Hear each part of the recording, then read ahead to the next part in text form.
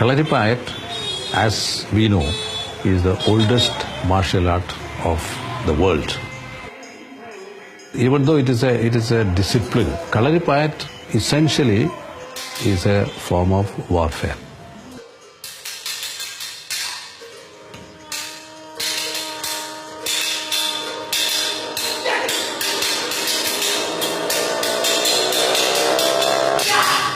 My name is Prasad, S.R.D. Prasad, that is Sri Raj Devi Prasad.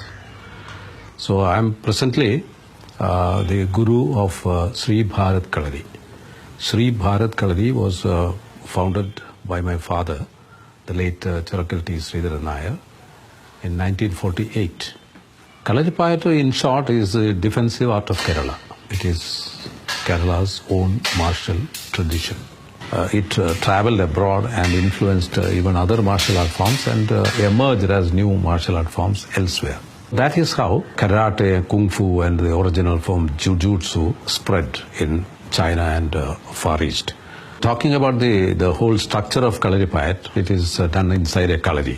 Kalari is also specially made. The topsoil is removed to a depth of maybe 3 to 4 feet. And in one corner there will be a presiding deity where we call Putara. And there is another place known as Gurutara, which is dedicated to the preceptors of Kalarippayat.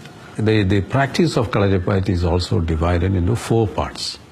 First is the Meipayat in Malayalam. Meipayat means the body conditioning exercises. So the maximum or exaggerated use of all the joints and muscles are involved in this body movements. They are choreographed to form a series of exercises. And then comes the Kalarippayat section, wooden weapons. There are many wooden weapons, long canes, short staff, bend ones, otta, a horn-like weapon. When coming to Koltari, there is this Vaitari or the oral commands. First, starting with the long staff, Kettugari, there are 10 series in that, each set to well-balanced Vaitari or oral commands. The third part is known as Angatarippayat, which is all about the sharp weapons.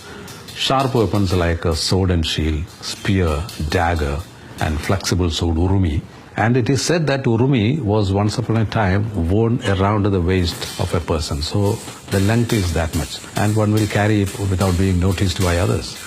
So in an emergency situation, he will take off that urumi and fight with that. Then fourth, the last part comes as virungai.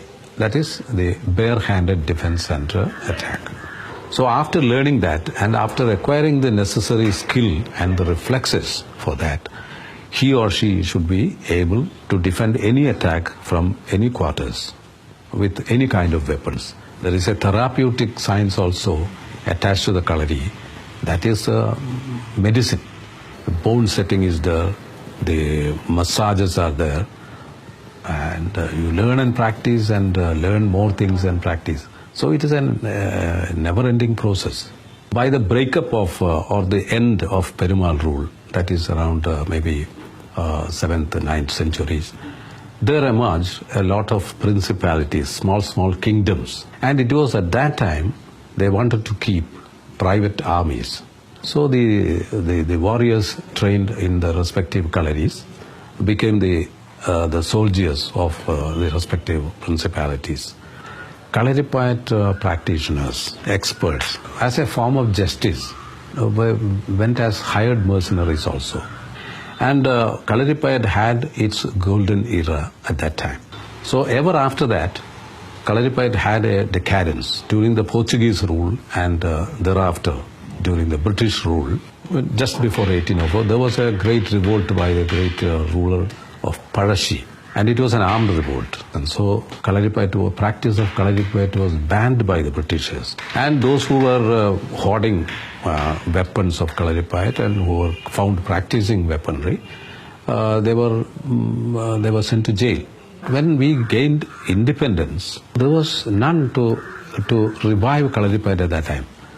And as a sport activity also, for wrestling there is a bout. No one is killed. Professional boxing also, no one is killed. The skills in Kalarippayat has not been developed or metamorphosed or stylized to form such quality sport items. But There is a small revival happening now. To my knowledge, there are more than 100 colleges where daily practice is going on. Because even though it is not a warfare activity now, it is a very good fitness activity and a discipline at large.